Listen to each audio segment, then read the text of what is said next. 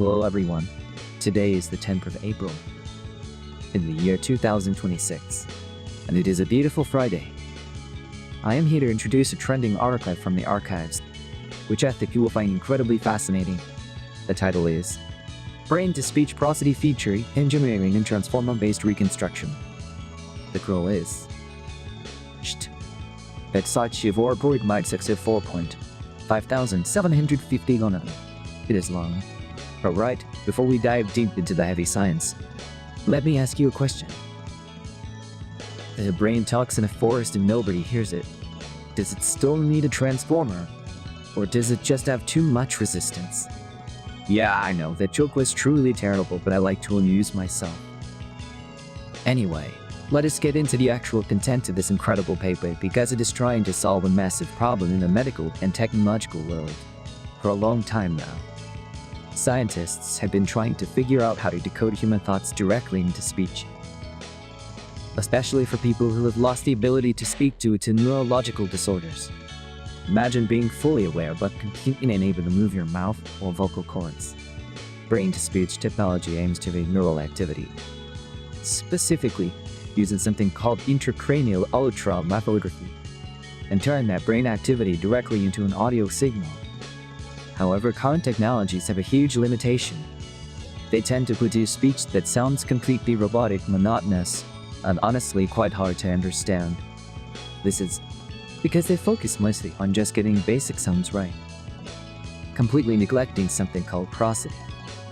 Prosody is basically the musicality of human speech, which includes the rhythm, the stress on certain syllables, and the intonation or pitch of your voice.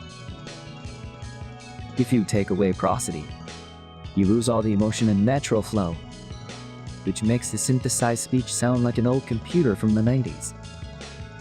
Another major problem this paper highlights is phase reconstruction. In traditional systems try to turn the visual representation of sound into an actual audio wave. They use older methods like the Griffin-Lim algorithm, which introduces weird artifacts and phase inconsistencies. This makes the output sound distorted and unnatural to the human ear. To solve these massive hurdles, the authors of this paper propose a brilliant new framework, and they break it down into several fascinating steps. First, they completely rethink how they extract features from the brain signals. Instead of looking at fixed frequency bands, they use a discrete wavelet transform. This sounds complicated, but it basically allows them to analyze the brain waves at multiple different scales simultaneously. By doing this, they can capture both the high-frequency rapid movements needed for articulation and the slower, low-frequency waves that control prosody and rhythm. There they also look at something called cross-frequency coupling, which measures how slow brain waves modulate fast. This helps synchronize the timing of the speech, so the generated voice flows naturally instead of pausing awkwardly. Then, they explicitly extract prosody features like fundamental frequency, which controls pitch energy for loudness, shimmer for amplitude variability, and duration. They normalize all these features so the system can generalize across different patients and recording conditions. Now, here's where the magic really happens, and where we can compare it to older technologies. In the past, researchers used linear mapping, or basic convolutional neural networks, or recurrent neural networks like long short-term memory models. But recurrent networks struggle to remember long-term dependencies, meaning they lose track of the context in longer sentences. This paper throws those out and brings in a transformer-based model. Transformers are the same deep learning architecture behind massive language models today, and they use self-attention mechanisms to look at the entire sequence of brain data all at once.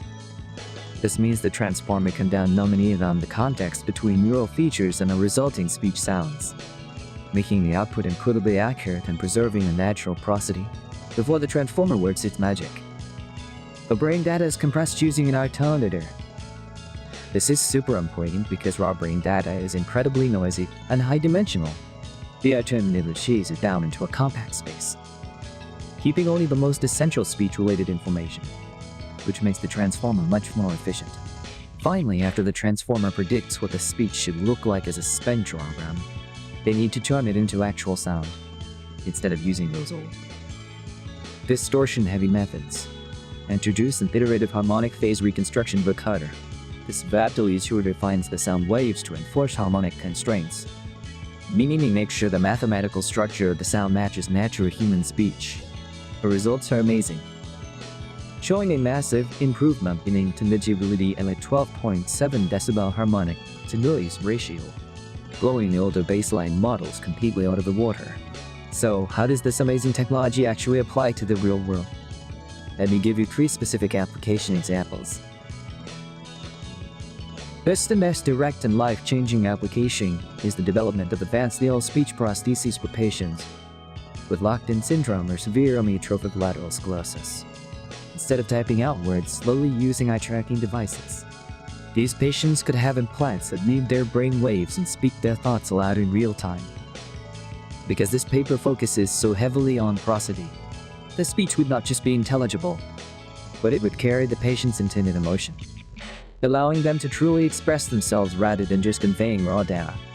Second, this technology could drastically improve brain-computer interfaces used in virtual reality in digital avatars. Imagine a person with physical disabilities. Instead of using physical controllers or basic voice commands, they could use this technology to speak through their avatar just by thinking. The integration of prosody means their avatar would sound completely natural, laughing, asking questions with the right pitch, and interacting seamlessly with other people in the digital space, creating a much more immersive and inclusive environment. Third, this research paves the way for high-fidelity hands-free communication for professionals in extreme environments.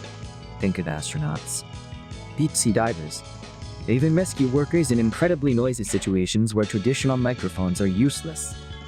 While current technology relies on implants, the advancements in mapping brain waves to highly accurate, natural-sounding speech could eventually be adapted to non-invasive sensors built into helmets. This would allow an astronaut to communicate complex, balanced information back to base simply by thinking the words, with the system transmitting their exact intended tone and urgency without any background noise interference. It is truly mind-blowing to think about how far artificial intelligence and neuroprosthesis have come.